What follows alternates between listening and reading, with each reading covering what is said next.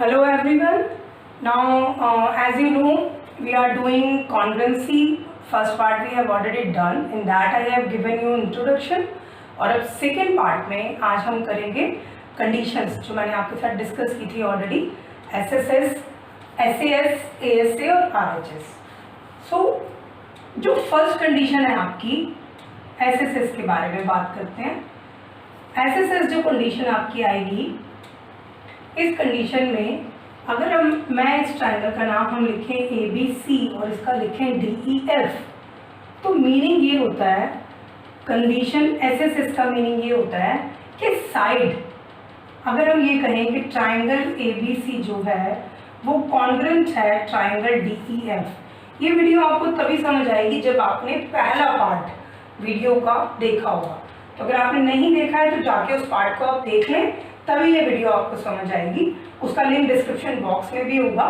तो ये कॉन्ग्रुएंसी का सिंबल मैंने बताया था. और अगर मैं कहती हूँ कि ट्रायंगल ABC सिमिलर है DEF के, तो पहली बात तो कॉरस्पॉन्डिंग वर्ड यहाँ पर बहुत इंपॉर्टेंट हो जाता है. जैसे मैं कहती हूँ मेरी दो पाम कॉन्ग्रुएंट हैं, तो ये जो थंब है, मैं इसको कभी ये नहीं कह सकती कि ये वाला जो थंब है इसके इक्वल होगा. कॉरस्पॉन्डिंग मीन्स अगर इसका थंब ले रहे हैं तो इसका भी हम थंब लेंगे.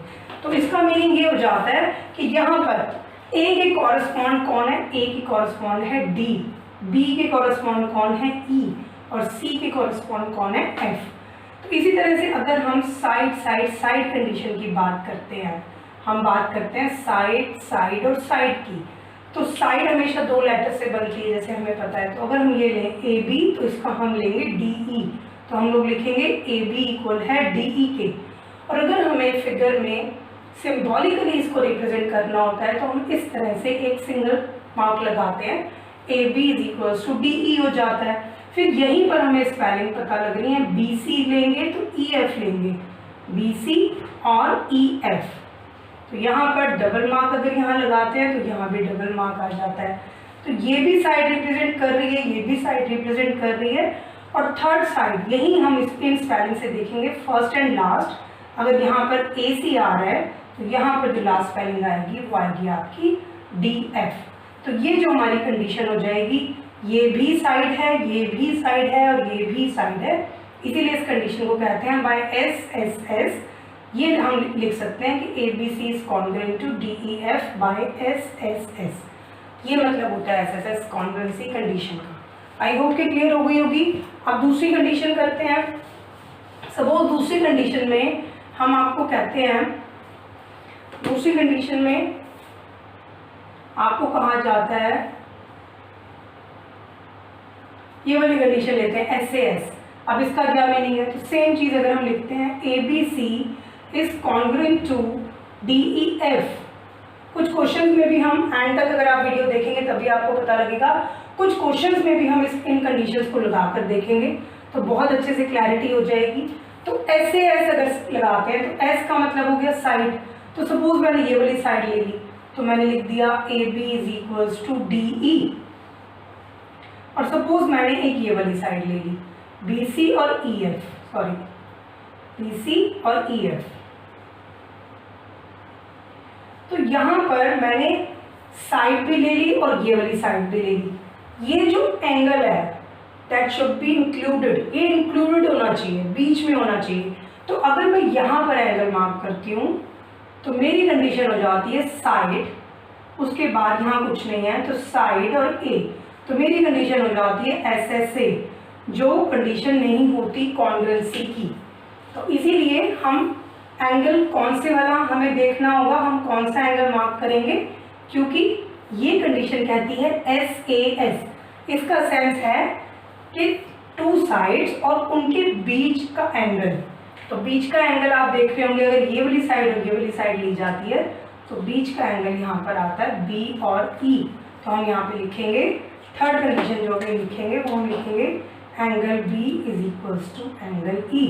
कॉरस्पॉन्डिंग B किसको कॉरस्पॉन्ड कर रहा है, यहाँ से भी पता लग जाएगा आपको. B कर रहा है E को कॉरस्पॉन्ड कर, तो B is equals to E. तो यहाँ पे ये जो कंडीशन हो जाती है, अगर आप इसको बाद में लिखना चाहते हैं तो बाद में लिख सकते हैं कि BC इसके इक्वल है, EF के इक्वल है.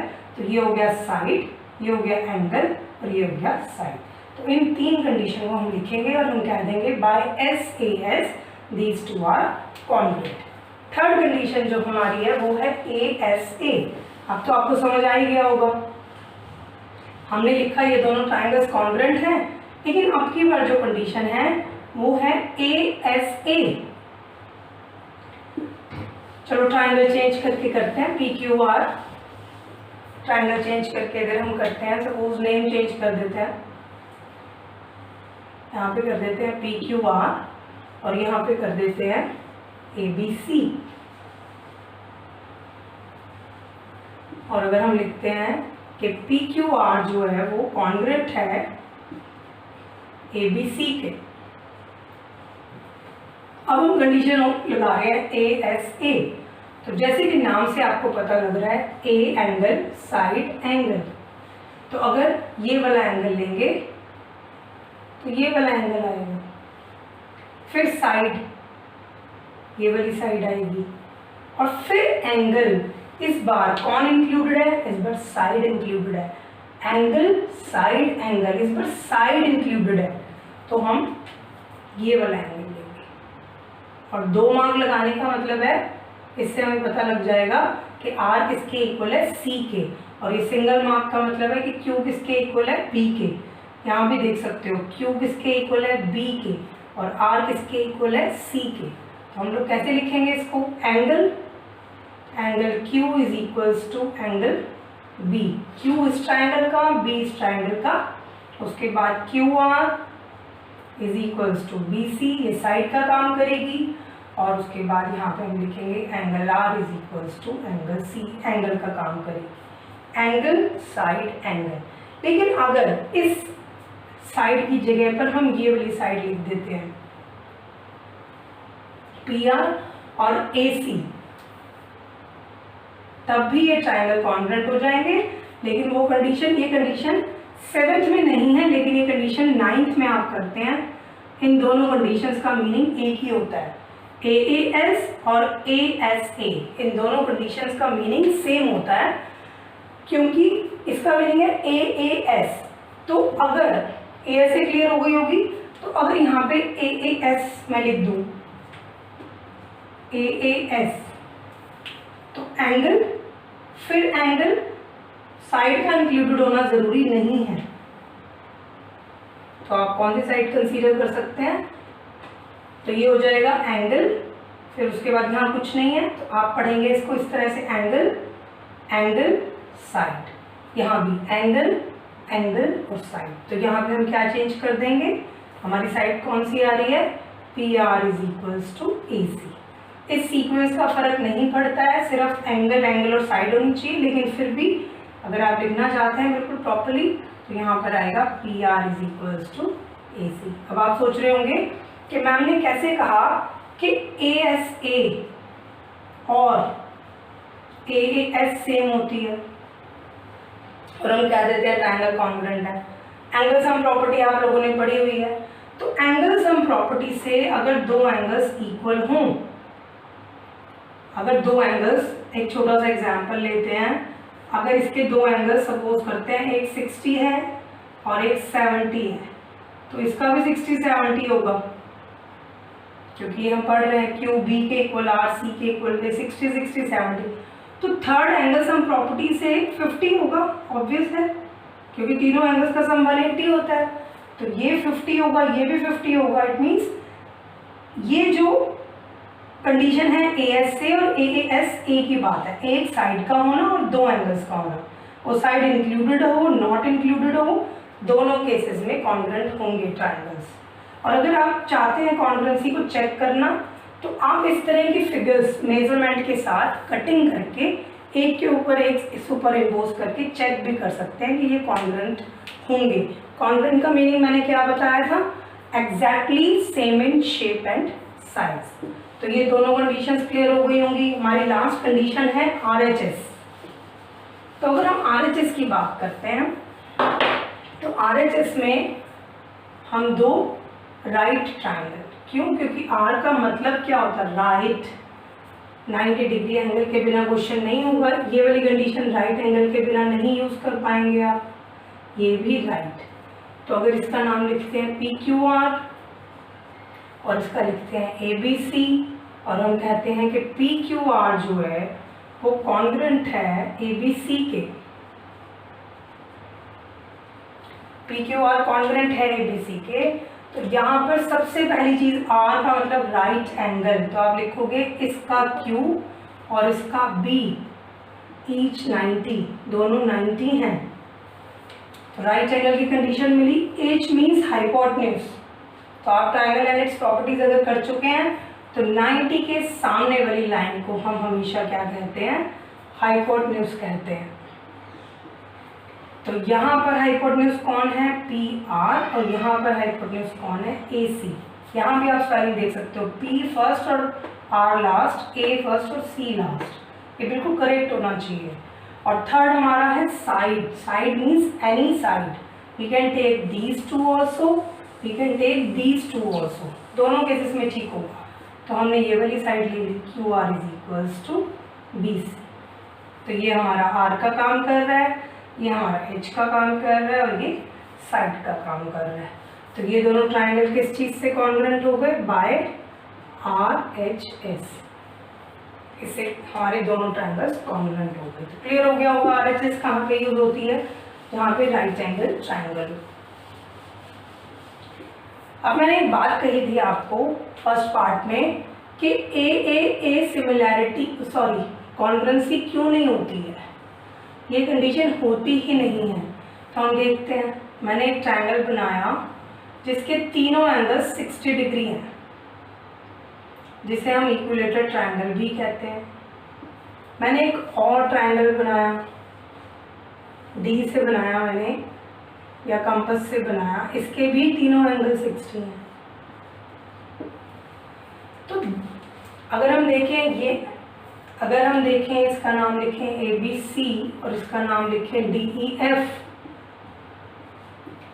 तो ये B एंगल E के इक्वल है, C एंगल F के इक्वल है, A एंगल D के इक्वल है, लेकिन ये दोनों figures exactly same in shape and size नहीं है।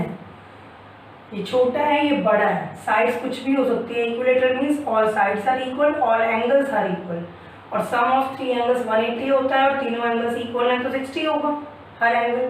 तो ये ट्रायंगल इसके कॉन्ग्रुएंट नहीं है, आप देखते ही पता कर सकते हो कि अगर मैं इसकी साइड कहती हूँ कि 3 सेंटीमीटर है, ये भी 3 सेंटीमीटर है, ये भी 3 सेंटीमीटर है, और इसकी कहते हैं 5 सेंटीमीटर है, 5 सेंटीमीटर और 5 सेंटीमीटर, तो ये दोनों एक दूसरे के ऊपर अगर हम सुपर इम्पोज करेंगे तो इक्वल नहीं होंगे। So this is about the criterias, ये क्राइटेरिया नहीं होता A।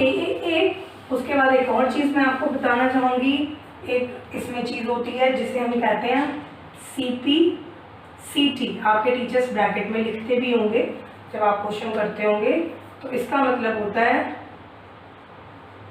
Corresponding parts of congruent triangle. इसका क्या मतलब है कि मैंने आपको बोला कि मेरी दोनों पाम्स कॉन्ग्रुएंट है, क्यों, क्योंकि ये देखो जब ये आगे होती है तो पीछे वाली आपको नजर नहीं आती, इट मीन्स ये दोनों एग्जैक्टली सुपर इम्पोज करती हैं। थंब के ऊपर करता है, लिटिल फिंगर पे करती है, मिडिल फिंगर पे करती है, इस तरह से। लेकिन मैंने कहा कि मेरी ये 3 फिंगर्स, ये लास्ट वाली 3 फिंगर, ये वाली लास्ट 3 फिंगर्स से बिल्कुल एग्जैक्टली इक्वल है, तो मैंने कहा मेरी दोनों पाम मैथमेटिकली कॉन्ग्रुएंट है। तो इन दोनों के बारे में हम क्या कहेंगे, जब हमने बोल दिया कि ये दोनों कॉन्ग्रुएंट है, तो जितने भी रिमेनिंग पार्ट बचे, इसके रिमेनिंग पार्ट क्या बचे, इन दोनों फिंगर्स के बारे में और इन दोनों थम्स के बारे में हमने नहीं बताया। तो हम लिखेंगे ये दोनों थम्स इक्वल होंगे, क्योंकि हम प्रूफ ये कॉन्ग्रुएंट है, ये फिगर्स कॉन्ग्रुएंट है, और कॉरस्पॉन्डिंग पार्ट्स यानी कि बाकी बचे हुए पार्ट भी इक्वल होंगे। सो ये हम ब्रैकेट में लिख देते हैं 2 ट्रायंगल्स को कॉन्ग्रुएंट करने के बाद। So that's it for this video, this is second part. In third part will do some questions और आपको बहुत अच्छे से और भी कॉन्सेप्ट्स क्लियर हो जाएंगे। Till then bye all of you.